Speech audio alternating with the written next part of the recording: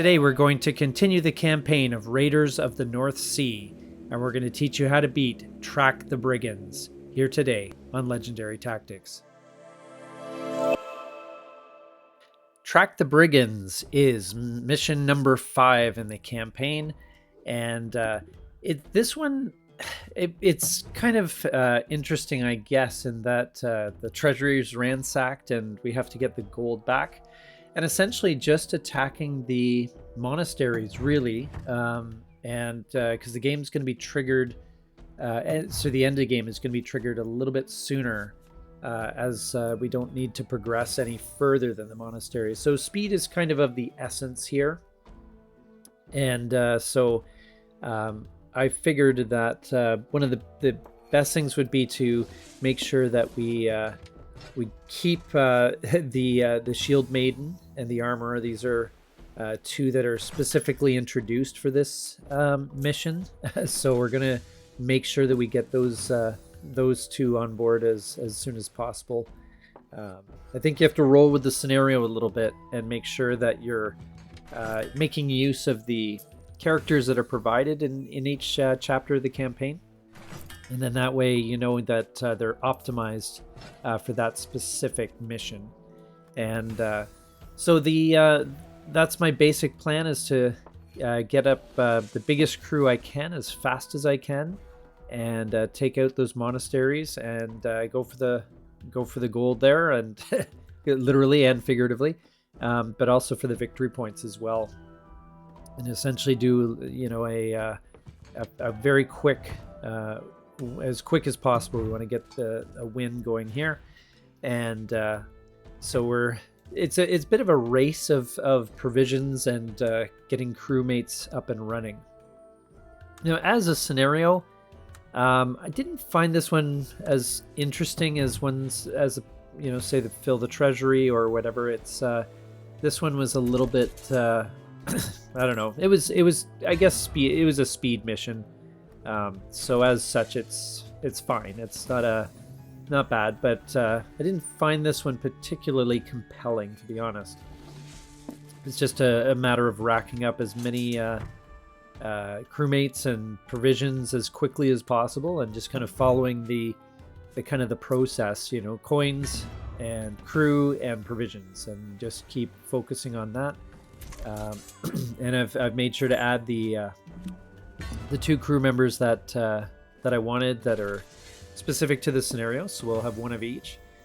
Surprisingly, my opponent's already raiding, so that was pretty fast. And as I said, speed is going to be the main factor here, so it's going to be what I want to focus on. Now in this case, I was looking, I didn't quite have the provisions or the crew members to raid, but I'm also going to look to just raid once at the harbors, and then go right to the monasteries. Again, just it's all about speed. This guy was basically cheap and gave me some decent strength. So now we're getting some gray totems into the mix. And that means the monastery raids can begin. So I'm going to make sure to grab one of those when I can. The victory point things at the Longhouse, interestingly, are pretty varied. It's a pretty interesting mix there. So I didn't feel like we had what we needed quite yet.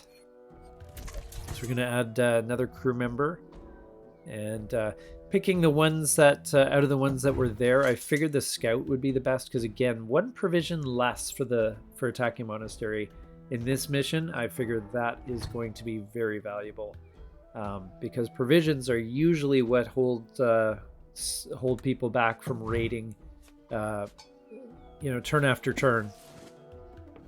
Sometimes it's other things they need as well, but in this case, I think provisions is going to be the main thing. So now I did lose out on that gold there. That's 3 gold and a cattle. That's a pretty decent haul.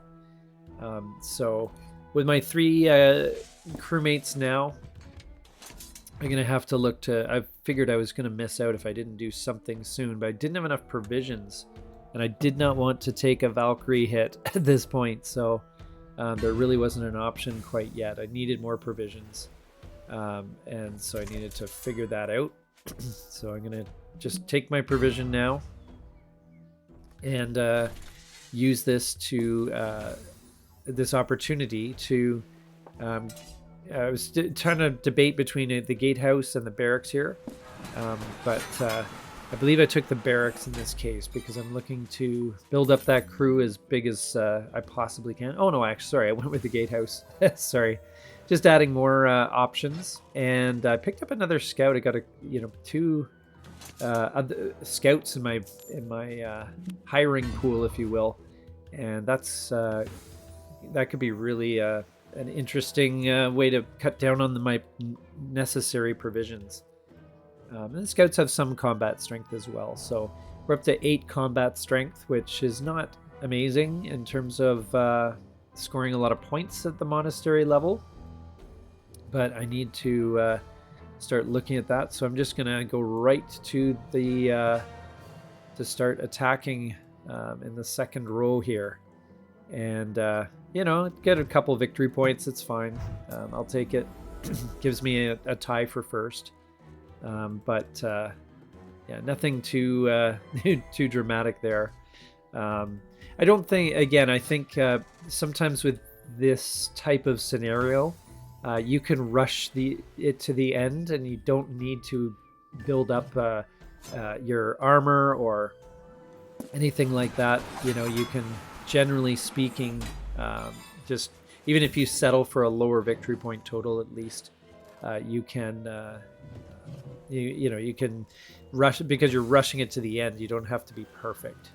So I'm going to pick up another scout here, and that's it's one of those things when I was playing, and actually come to think of it, I should check to see if these effects stack. But I was looking to avoid needing 2 provisions. Basically, essentially trying to speed up the game. Sometimes when you play online, it's so funny because all the rules enforcement happens whether you actually know the rules or not. So, but my opponent takes a Valkyrie hit, which is good for me, even though just in exchange for some material and a couple victory points. So, to me, that's a pretty big hit. But that's that's again, when I'm playing against an AI, so I don't know what sort of algorithm they're working. But yeah, I have to raid somewhere local here in order to get the if I'm looking to raid in the a monastery there, which I can't do because I don't have the right totem. So I'm just gonna grab some more money, look to hire a 5th crew member. I grabbed the gatehouse, not so much because I needed more options, but because I needed the gray totem. And I'm just holding my breath, that the my opponents don't go and raid. And unfortunately that begins, and I'm thinking, oh my gosh, okay, I gotta get, just grabbed 3 gold on me, and scored, 6 victory points. Okay, I gotta... This is it. I've got to run it with my opponent at 5 crew members, and it's only going to be provisions holding them back. So I'm going to do what I can to get out there. So I'm going to go to the monastery there and grab 3 gold before it gets taken by someone else.